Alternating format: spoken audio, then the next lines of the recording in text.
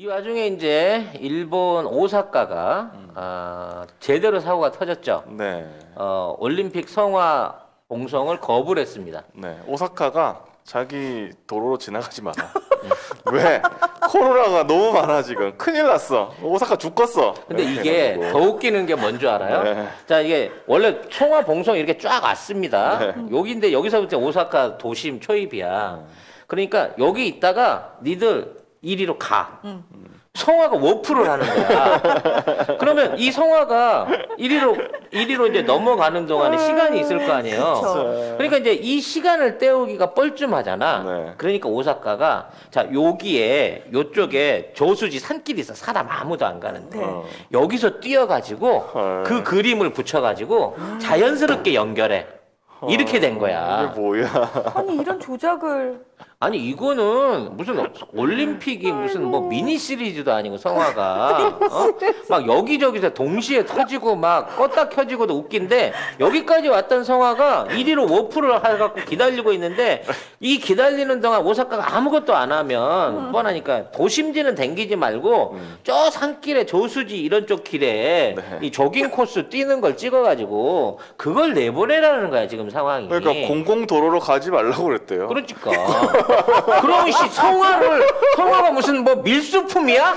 사람 안 다니는 도봉산 산길로 해갖고 숨어서 옮겨야 다녀야 돼? 사람들 눈에 띄지 말게 봉송해야 돼. 큰일 나 사람들 눈에 띄면 뭐 이렇게 되는 거죠. 근데 그도 그럴 만도 한 게 네. 지금 오사카에서 지금 하루 이게 일본 전체에서 지금 3,000명 넘어가고 있는데 네. 오사카에서는 오늘 900명이 넘어갔어요. 확진자가. 확진자가 900명이 넘어갔기 때문에 그게 매일 지금 발생하고 있는 거거든요. 아이고야. 어제 기준으로 일본의 지금 코로나 확진자가 3,451명이에요. 지금 저기요.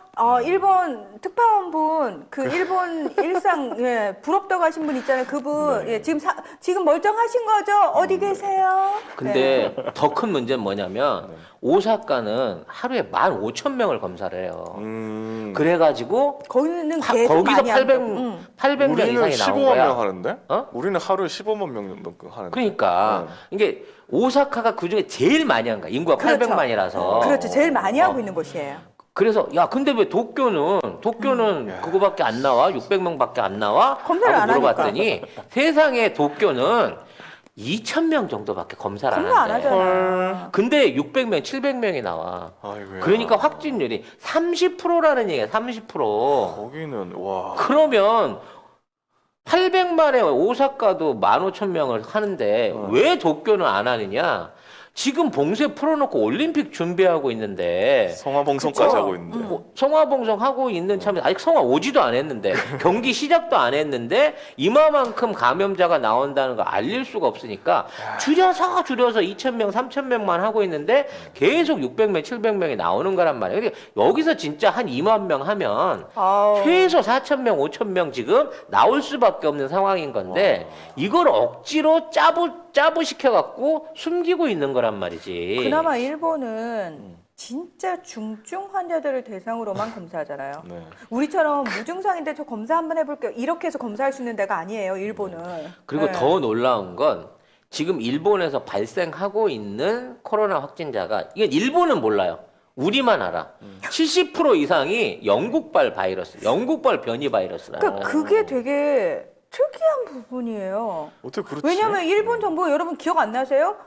외국인 다 입국 금지 시켰어요. 그러니까. 그리고 영국발 바이러스 없다. 없다고 그랬어요. 라고 선언을 했었는데 네. 지금 확인되는 확진자가 70% 이상이 영국발인 거야. 이상하네. 그러면 걔네들이 이상하네. 처음에 놓쳤던 한 가족이 있어. 네. 한 가족이 시작해갖고 지금 일본 전역에 이 바이러스를 2달 만에 싹 퍼뜨린 거라고 봐야 되는 상황인 거지. 와, 세상에. 근데 이게 이제 무시를 못할 게 감염률이 70% 높고 그러니까. 치사율이 30% 높다잖아. 일본은 치사율이 엄청 높죠. 지난 석 달 동안 죽은 사람들이 지난 1년 반 동안 죽은 사람들의 70%인 거예요. 근데 심지어 죽고 나면은 검사 안 하잖아요.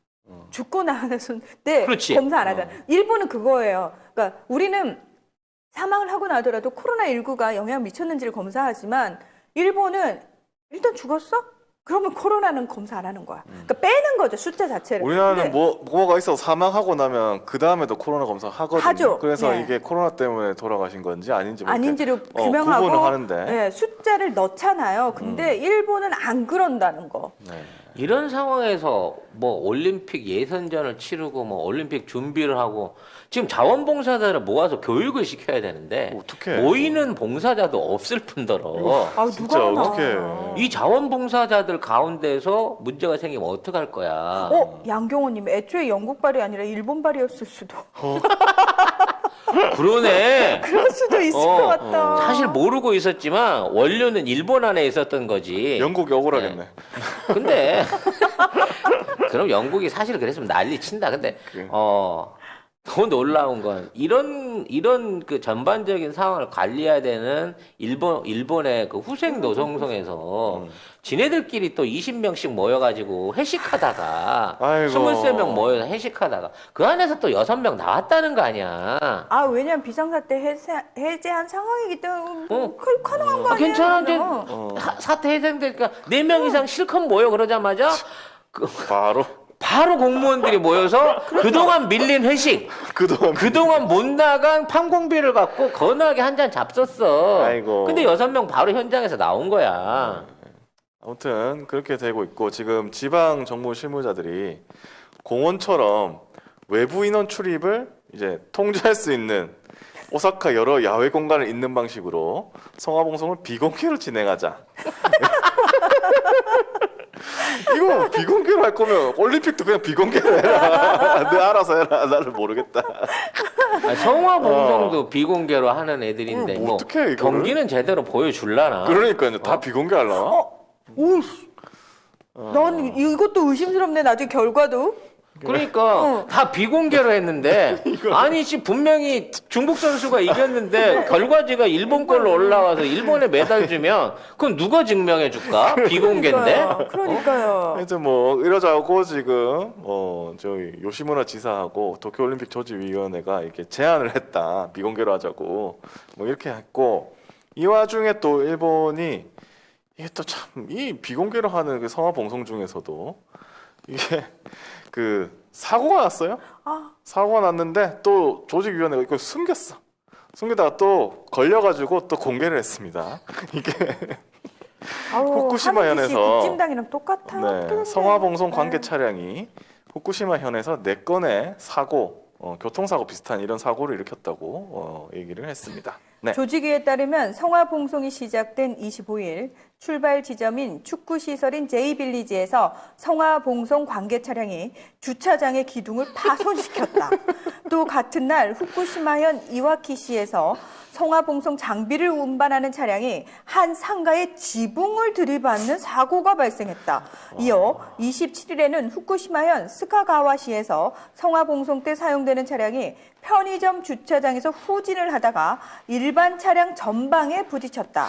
조직위원회는 경찰에 신고 및 보험회사를 통한 보상 협상을 실시하는 등 필요한 조치를 취했으며 4개 모두 경미한 사고였다며 발표를 하지 않았다는 입장이다. 근데 이것도 걸려가지고 안 한 거예요. 슈칸분신에서 보도를 해가지고 야. 이게 걸리니까 우리 사고 있었어요, 경미했었어요. 이렇게. 아깝다. 그 슈카분신이 보도 안 했으면 끝까지 잡아떼려고. 그렇지. 제가 보기에는 얘네들은 이걸 거의 이것도? 고발 뉴스? 아니. 뉴스타파네 일본에 있어서. 그렇지. 근데 이게 사고도 비공개야 여기는. 디스패치. 디스패치인가? 아니 도대체 이 비공개. 주간 분신은 어디서 돈 받지? 중국에서 돈 받나? 그러니까. 아니 그렇지 않고서야 진짜. 어떻게 혼자서 이렇게 계속해서 특종을 날릴 수가 있지? 온갖 그러니까 스가 장남도 쫓아다니지. 네. 근데 여러분 잘 기억해 보세요. 슈카분신에서 나온 기사들이 거의 다 이런 기사들이야. 그죠.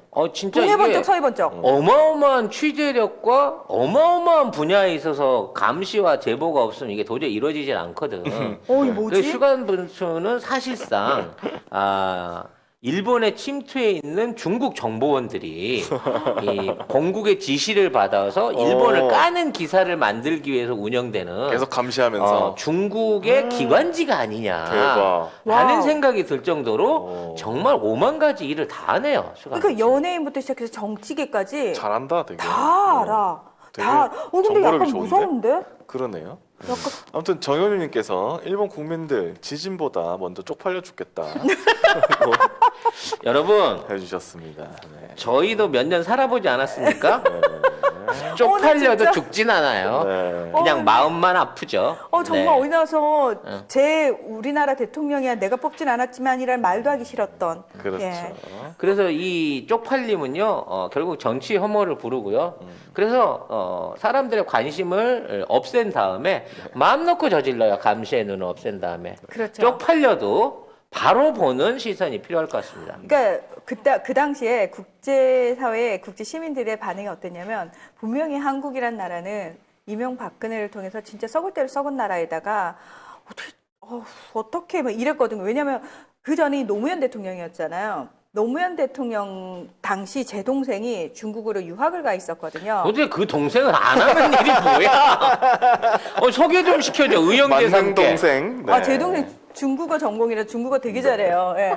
근데 중국에 가 있을 때인데 이 친구가 그때 복단대 다니고 있었거든. 근데 친구들이 다 그랬대요. 야, 너네 나라 대통령 인권 변호사 출신이라며. 이래서 제 동생이 또 노무현 캠프에서 뛰었던 애거든. 도대체 안 한 게 뭐냐고 당신 동생은. 소개 좀 시켜줘봐. 실물 확인 좀 하게. 지금 우리 방송 패널로 영입하자.